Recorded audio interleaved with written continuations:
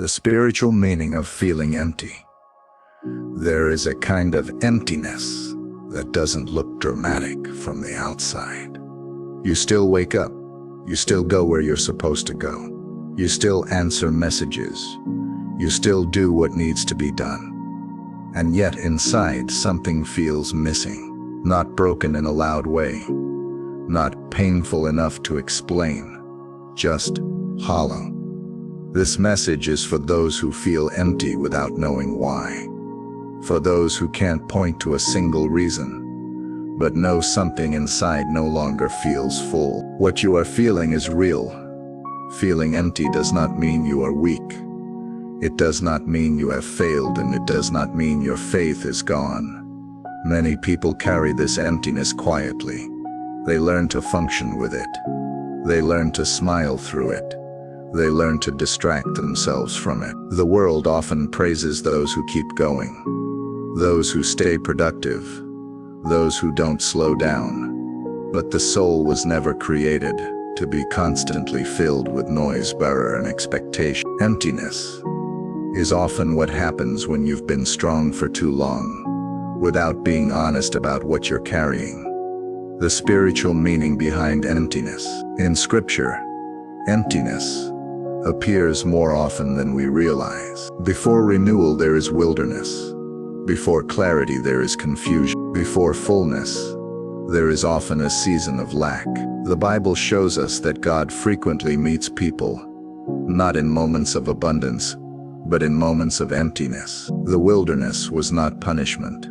It was preparation. Emptiness is not always a sign that something is wrong. Sometimes it is a sign that something old is being cleared away to make room for something deeper. When the soul feels empty, it may be because it has outgrown what once filled it. Why emptiness feels so uncomfortable? Emptiness scares us because it feels like nothing is happening. We are taught to measure life by results, by progress, by visible movement. But spiritual growth often happens in quiet, unseen spaces. Emptiness strips away distractions. It removes the things we relied on without realizing it. Comfort, control, certainty. When those fade, we are left face to face with ourselves, and that space can feel unsettling. But it is also where transformation begins. When God feels distant in emptiness, many people assume emptiness means God is far. But Scripture tells a different story. Silence does not equal absence.